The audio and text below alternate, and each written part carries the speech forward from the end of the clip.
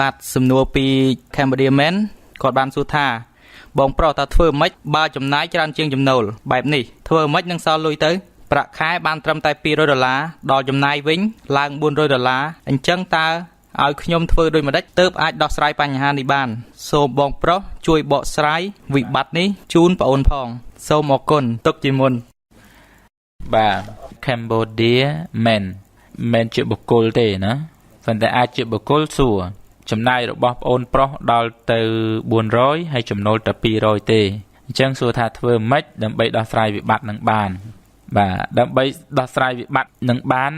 គឺប្អូនឈប់ចាយទៅកាលណាយើងឈប់ចាយយើងសល់200ហ្នឹងប៉ុន្តែបញ្ហាសួរថាប្អូនឈប់ចាយបានឬអត់ហើយបញ្ហានេះវិបត្តិនេះបងសូមប្រាប់ថាបើប្រាប់តែប៉ុណ្្នឹងមកមិនអាចដោះស្រាយបានទេវាដូចប្អូនទៅរកគ្រូពេទ្យម្នាក់ហើយគ្រូពេទ្យគ្រាន់តែសួរប្អូនពី3ម៉ាត់ប្អូនថាឈឺក្បាលក៏ដាក់ថ្នាំឈឺក្បាលមកឬក៏ចាក់ថ្នាំឬក៏ចាប់ដើមវះកាត់ឬក៏ចាប់ដើមធ្វើអ្វីម្យ៉ាងអានឹងវាអត់ត្រឹមត្រូវទេដើម្បីដោះស្រាយបញ្ហានេះបានគឺយើងត្រូវដឹងអំពីចំណូលចំណាយបំណុលទ្រព្យកេរ្តិ៍ឈ្មោះណា credit ប្រវត្តិរបស់ប្អូនទើបយើងអាចដោះស្រាយបញ្ហានឹងបានប៉ុន្តែទោះជាយ៉ាងណាក៏ដោយបងនឹងព្យាយាមឆ្លើយទៅលើបញ្ហាដែលពាក់ព័ន្ធស្រដៀងគ្នាអញ្ចឹងដើម្បីអាចឲ្យបងប្អូនផ្សេងទៀតបានយល់អំពីរឿងចំណាយកាលណាយើងនិយាយអំពីការចំណាយចំណូលយើងត្រូវគិតអំពីរឿងឋានៈនៃចំណូលរបស់យើងសិនឥឡូវយើងថានៅលើโลกហ្នឹងមានជីវភាពមនុស្ស3ប្រភេទអ្នកក្រអ្នកមធ្យមអ្នកមានហើយរបៀបនៃការប្រើប្រាស់លុយរបស់ពួកគាត់យ៉ាងម៉េចរបៀបនៃការប្រើប្រាស់ចាយវាយរបស់គាត់ប្រចាំថ្ងៃហ្នឹងយ៉ាងម៉េចយើងមើលអ្នកក្រគាត់បានការងារមួយយ៉ាងហើយណាគាត់បានការងារមួយហើយនៅពេលដែលគាត់រកចំណូលបានតិចតួចពីការងារនោះគាត់ក៏ចាប់ផ្ដើមចាយទៅអស់ហ่ะអញ្ចឹងចាយអស់បោះក៏គូតខោទៅរកទៀតដល់ពេលអ្នកមធ្យមគាត់មានការងារមួយឬក៏មានប្រភពប្រាក់ចំណូលមួយដែលប្រភពប្រាក់ចំណូលហ្នឹងនេះបើយើងជួបគ្នាផ្ទាល់យើងអាចគូខ្សែកោងឲ្យមើលបានប្រភពប្រាក់ចំណូលហ្នឹងចូលដល់ពេលចូលហើយចាយប៉ុន្តែចាយហ្នឹងចាយមិនមែនចូលមកចាយដូចអ្នកក្រហ្នឹងទេចូលមកចាយទៅលើណាចាយទៅលើបំណុលហើយកាលណាចាយទៅលើបំណុលគាត់នឹងខ្លាយទៅជាមនុស្សធ្ងន់ណាធ្ងន់ទី1គាត់ធ្វើជាខ្ញុំកញ្ចេះនៃការងារដើម្បីយកលុយមកចាយធ្ងន់ទី2គាត់ជាអ្នកដែលត្រូវជាពាក់បំណុលរដ្ឋព្រោះគាត់បង់ពន្ធហើយបង់ពន្ធជូនរដ្ឋទី3គាត់ទិញបំណុលកាលណាគាត់ទិញបំណុលមានន័យថាគាត់ត្រូវធ្វើជាខ្ញុំកញ្ចេះនៃធនាគារទៀតអញ្ចឹងខ្ញុំកញ្ចេះរបស់គាត់មាន3ទី1គឺប្រធានរបស់គាត់ទី2គឺរដ្ឋាភិបាលដែលយើងត្រូវបង់ពន្ធទី3គឺធនាគារ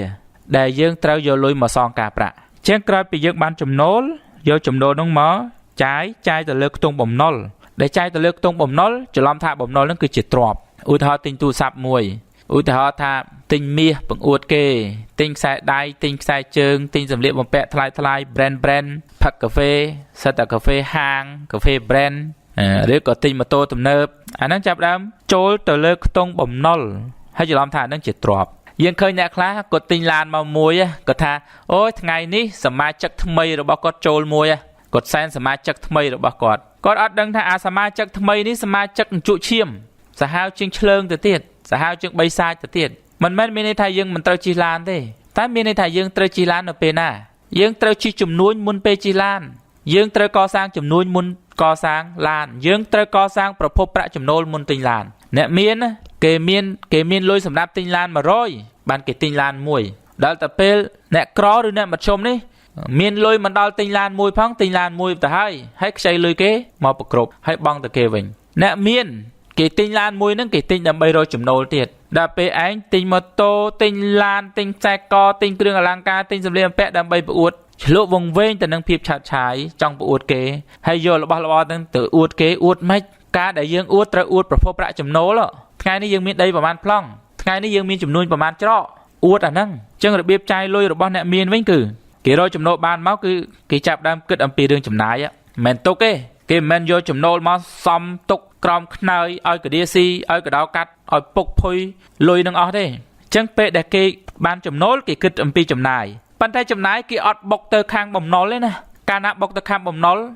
លវាស៊ីយើងអញ្ចឹងគេបុកមកខាងไหนគេបុកមកខាងទ្រព្យគេអាចនឹងទិញឡានមួយរកចំណូលមិនមែនទិញឡានជិះទេគេអាចនឹងទិញដីមួយប្លង់ធ្វើផ្ទះជួលបើសិនជាគិតទៅឃើញថាធ្វើផ្ទះជួលនឹងចំណេញ គេអាចនឹងទិញដីចំការពី3ហិកតាហើយធ្វើចំការគេអាចនឹងសន្សំឲ្យបានច្រើនបន្តិចហើយចាប់ដើមធ្វើអាជីវកម្មគេអាចនឹងកសាងសមត្ថភាពរបស់គេឲ្យចេះតែធ្វើជាអ្វីមួយជាងយើងមើលរបៀបនៃការចាយលុយមនុស្ស3ប្រភេទហ្នឹងគឺថាមានការចាយទ្រង់ទ្រាយខុសគ្នាតែការចាយទ្រង់ទ្រាយខុសគ្នាហ្នឹងគឺដោយសារតែអត់យល់អំពីរឿងចំណូលចំណាយអត់យល់អំពីរឿងទ្រព្យនិងបំណុលនឹងឯងបំណុលគឺជារបស់មួយដែលយើងច្រឡំថាជាទ្រព្យប៉ុន្តែរបស់ហ្នឹងពេលដែលយើងទិញវាចូលហើយវាចាប់ដើមស៊ីយើងទិញឡានមកវាស៊ីយើងទៅវិញស៊ីតាមរយៈសាំងស៊ីតាមរយៈបងមលួការប្រាក់ធនាគារស៊ីតាមរយៈសឹករិចរិលស៊ីតាមរយៈខូចខាតផ្សេងស៊ីតាមរយៈការប្រាក់អាហ្នឹងបំណុលដល់ពេលទ្រព្យពេលដែលយើងទិញមកយើងទិញរបស់អ្វីមួយមកហើយរបស់ហ្នឹងវារកចំណូលឲ្យយើងជាបន្តបន្ទាប់ទោះតិចក្តីទោះច្រើនក្តីនឹងហើយគឺជាទ្រព្យអញ្ចឹងភាពខុសគ្នារវាងអ្នកក្រនិងអ្នកមានហ្នឹងគឺថាខុសគ្នាត្រង់ថាអាខុសគ្នារបៀបរលុយហើយនិងខុសគ្នារបៀបចាយលុយទៀតរបៀបរលុយអ្នកក្រហ្នឹងគឺថាធ្វើការតែខ្លួនមួយម្នាក់ឯងគាត់ធ្វើការអាចធ្វើការស៊ីឈ្នួលគេឬអាចធ្វើជាបុគ្គលិកគេរហូតអស់មួយជីវិតដែលអត់មានគោលដៅច្បាស់លាស់ហើយបើគាត់មិនធ្វើការជាបុគ្គលិកគេទេគាត់មកធ្វើការខ្លួនគាត់ដែលការធ្វើការខ្លួនគាត់នេះគឺប្រើកម្លាំងប្រើប្រាជ្ញារបស់គាត់តែម្នាក់ឯងអត់ចូលទៅជាមួយអ្នកណាគេទេ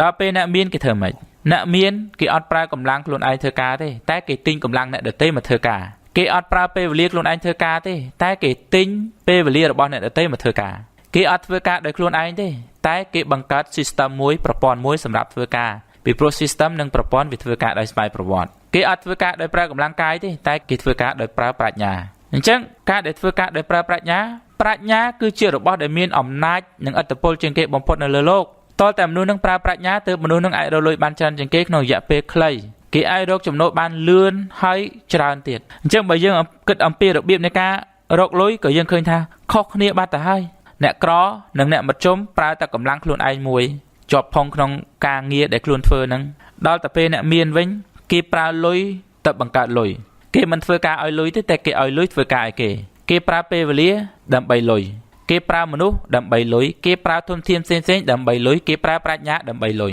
គេប្រើប្រាជ្ញាទៅបង្កើតលុយគេគឺជាចវាយនីនៃលុយហើយរបៀបដែលគេចាយលុយគឺនៅពេលដែលគេបានលុយមកអ្នកក្រចាប់ដើមចាយទៅអស់អត់ទិញបំណុលទេប៉ុន្តែចាយអស់ដល់តែពេលអ្នកមធ្យមពេលបានលុយមកចូលខ្ទង់ចំណាយដែរតែចំណាយទៅលើបំណុលអត់ចំណាយទៅលើទ្រព្យទេចំណាយទៅលើបំណុលនៅពេលដែលយើងចំណាយទៅលើបំណុលកើនកាន់តែខ្លាំងនៅពេលបំណុលកើនកាន់តែខ្លាំងមានន័យថាយើងស្ថិតនៅក្រោមជីវភាពក្រទៀតអ្នកក្រត្រឹមតែសូន្យទេណាអ្នកក្រត្រឹមតែអត់លុយទេតែអ្នកដែលពាក់បំណុលគេគឺក្រោមក្រទៀតដល់ពេលអ្នកមានវិញគេយកលុយមកចាយប៉ុន្តែគេចាយទៅលើការទិញទ្រព្យដូចជាការទិញពងមាន់ដើម្បីភ្ញាស់បានកូនមាន់ផ្សេងទៀតអញ្ចឹងការទិញទ្រព្យដូចជាការទិញម៉ាស៊ីនផលិតលុយដើម្បីយកមកផលិតលុយបានកាន់តែច្រើនជាងមុនថែមទៀតអញ្ចឹងបើចំណូលរបស់យើងវាតិចចំណាយយើងធំវាដូចជាពាងមួយដែលតោហ្នឹងវាទូចហូរចូលទៅលើមកវាទូចប្រប៉ុនមេដៃដល់តែពេលប្រឡោះពាងហ្នឹងវាប្រប៉ុនមេដៃ10ដងអញ្ចឹងបើទឹកហូរចូលប៉ិនផ្លូវប៉ិនមេដៃទៅយកប៉ិនមេដៃហើយទឹកហូរចេញទៅយកប៉ិនមេដៃ10ដងសួរថាទឹកពាងហ្នឹងមានទេវាច្បាស់ជារីងជាមិនខានឥឡូវនេះបងអត់ដឹងស្ថានភាពពិតប្រាកដរបស់ប្អូនថាចំណូលចំណាយយ៉ាងម៉េចទេអត់ដឹងថាទ្រព្យនិងបំណុលរបស់ប្អូនយ៉ាងម៉េចអត់ដឹងថាការចាយលុយរបស់ប្អូនយ៉ាងម៉េចអត់ដឹងថាអាជីវកម្មរបស់ប្អូនមានឬអត់និយាយទៅគឺថាអត់ដឹងអំពីអាការៈរោគរបស់ប្អូនពិតប្រាកដទេការឆ្លើយការនិយាយនេះគ្រាន់តែជាការនិយាយរបៀបទូទៅដែលនាំឲ្យមានដើមហេតុនៃការចម្ពាក់លុយគេតែប៉ុណ្្នឹងទេហើយក៏ជាការនិយាយមួយដើម្បីឲ្យឃើញថាអ្នកមានគេប្រើប្រាស់លុយយ៉ាងម៉េចគេរកលុយយ៉ាងម៉េចគេប្រើប្រាស់យ៉ាងម៉េចដូច្នេះជាយោបល់ត្រួសជាគោលការណ៍គឺប្អូនត្រូវមើលថាតើ400ហ្នឹងអាចឈប់បានទេបើ400ហ្នឹងជាការចម្ពាក់លុយគេដែលយើងមិនអាចឈប់បានទេកុំអាលពង្រីកតទៅទៀតកុំឲ្យតែខ្ចីលុយអ្នកទី3មកសងអ្នកទី2បើយើងចម្ពាក់អ្នកណាម្នាក់ចម្ពាក់គេម្នាក់ហ្នឹងចរចាជាមួយគេកុំឲ្យតែខ្ចីលុយអ្នកទី2មកសងអ្នកទី1ខ្ចីលុយអ្នកទី3សងអ្នកទី2ខ្ចីលុយអ្នកទី4សងបន្តគ្នាបង្កើតទៅជាម្ចាស់បំណុលច្រើនបើបង្កើតទៅជាម្ចាស់បំណុលច្រើនមានន័យថាបើមានទោសវិញគឺទោស4ករណីបើថាទោសមួយត្រូវជាប់1ឆ្នាំខ្ចីគេ4នាក់ហ្នឹងត្រូវជាប់4ឆ្នាំតែបើយើងខ្ចីគេតែម្នាក់ចម្ពាក់គេតែម្នាក់គឺកំហុសយើងតែមួយហ្នឹងទេ បើកំហុសតែមួយហ្នឹងឥឡូវនេះយើងទៅចរចាជាមួយនឹងម្ចាស់បំណុលទៅចរចាជាមួយម្ចាស់បំណុលថាលទ្ធភាពនៃការសងរបស់យើងវាម៉េចលទ្ធភាពនៃការសងរបស់យើងគឺយើងអាចសងបានមួយខែ200ឬក៏យើងអាចសងបានប្រមាណហ្នឹងគឺយើងទៅប្រាប់គេហើយបើថាយើងប្រាប់គេអត់បានទៀតគេអត់ព្រមគេអត់សុខចិត្តទេយើងដាក់ពាក្យប្តឹងគេពាក់គេឲ្យប្តឹងគេទៀតដែរបានយើងប្តឹងបានយើងប្តឹងទៅមេឃុំយើងប្តឹងទៅតុលាការក៏បានដែរយើងប្តឹងថាយើងសុំសងតិចសុំសងប៉ុណ្ណេះហើយមួយទៀតបើសិនជាអ្នកដែលឲ្យប្អូនខ្ចីលុយហ្នឹងបើសិនជាការឲ្យខ្ចីហ្នឹងជារឿងខុសច្បាប់មានន័យថាម៉េចខុសច្បាប់មានន័យថាបើច្បាប់ហិរញ្ញវត្ថុដែលគេឲ្យខ្ចីការប្រាក់ត្រឹមតែ 1.5 ក្នុងមួយខែមានន័យថាមួយឆ្នាំ 18% មួយខែ 1.5 ហើយស្រាប់តែប្អូនខ្ចីគេហ្នឹងការប្រាក់ដល់ទៅ2 3 4ឬក៏5ឬក៏លើសពី 1.5 ហ្នឹងមានន័យថាអ្នកឲ្យខ្ចីលុយប្អូនហ្នឹងខុសហើយបើគេឲ្យខ្ចីលុយប្អូនខុសប្អូនទៅប្តឹងថាសងតែការប្រាក់ 1.5 ទេហើយបើតុលាការគេកាត់ក៏គេកាត់តែប៉ុណ្្នឹងដែរអ្នកដែលឲ្យលុយគេខ្ចីការប្រាក់ 10% ហ្នឹងសិតតែអ្នកខុសច្បាប់បើអ្នកកូនបំណុលហ្នឹងគេទៅប្តឹងតុលាការកាត់ឲ្យសងតែ 1.5 ទេមិនមែន10ទេអញ្ចឹងការដែលយើងទៅប្តឹងហ្នឹងមិនមែនប្តឹងដើម្បីដាក់ទោសទណ្ឌគេទេព្រោះយើងខុសយើងទៅទទួលកំហុសប៉ុន្តែយើងទៅប្តឹងហ្នឹងគឺថាយើងប្តឹងដើម្បីឲ្យគេជួយចាត់ចែងសម្របសម្រួលឲ្យយើងសម្របសម្រួលថាលទ្ធភាពកាលដែលយើងខ្ចីហ្នឹងក៏តាបកិច្ចដែលយើងត្រូវសងប៉ុណ្ណេះឥឡូវលទ្ធភាពយើងអស់ឥឡូវយើងសុំសងប៉ុណ្ណេះវិញជាផតាំងមួយឲ្យមេឃុំមេភូមិដឹងឮថាយើងអត់មានការកិច្ចវេះទេយើងចង់សងគេប៉ុណ្ណេះលទ្ធភាពយើងប៉ុណ្ណេះអញ្ចឹងយើងបំបែកបំណុលធំហ្នឹងឲ្យមកជាបំណុលទូចហើយយើងសងដូចអង្គមកបាវយើងលើកអត់រួចអញ្ចឹងយើងទៅដាក់យកចានវាដួសចេញមកលើកម្ដងតិចទៅយើងលើករួចអញ្ចឹងបំណុលទាំងឡាយគឺយើងត្រូវកុំឲ្យពង្រីកវាហើយយើងចាប់ដើមបំបែកវាម្ដងតិចអានេះជាការឆ្លើយព្រាវរបស់ខ្ញុំទេណាតែការពិតជាក់ស្ដែងរបស់បងអូនមិនដឹងថាការពិតនឹងយ៉ាងម៉េចខ្ញុំអត់ដឹងទេអញ្ចឹងយើងសិក្សាឲ្យបានច្បាស់លាស់ហើយបងអូនអាចនិយាយឲ្យបានក្បោះក្បាយឬក៏ប្រាប់រឿងរ៉ាវរបស់បងអូនឲ្យបានស៊ីជម្រៅជាងនឹងទៀតក្រែងលោបងមានដំណោះស្រាយណាអាចជួយបងអូនបានយ៉ាងណាការជំពាក់បំណុលគេគឺយើងត្រូវមានទំនួលខុសត្រូវនៅក្នុងការសងគេកុំឲ្យយើងគេចវេះអំពីរឿងបំណុលហើយមួយវិញទៀតបើនិយាយអំពីម្ចាស់បំណុលនៅពេលដែលឲ្យគេខ្ចីលុយមិនមែនមានន័យថាត្រូវតែបានផលតបស្នងត្រឡប់មកវិញទេវាគឺជាហានិភ័យមួយដែលយើងត្រូវសិក្សាអំពីការចំណាយទាំងឡាយចំណូលទាំងឡាយរបស់គេឲ្យបានច្បាស់លាស់បើយើងមានលុយឲ្យគេខ្ចីហើយយើងអាចបានសិក្សាច្បាស់លាស់អំពីចំណូលចំណាយរបស់គេលទ្ធភាពសងរបស់គេទេយើងមានហានិភ័យពិតណាស់គឺពិតជាពិបាកទានៅពេលដែលគ្នាអត់ហើយនៅពេលដែលគ្នាអត់អញ្ចឹងយើងត្រូវធ្វើម៉េចនៅពេលដែលគ្នាអត់អញ្ចឹងគឺយើងត្រូវតែទៅជួយកោះបលាយគេទៅជួយកោះបលាយមានន័យថាហៅគេមកសិក្សាឲ្យបានដឹងពីបញ្ហាពិតប្រាកដរបស់គេ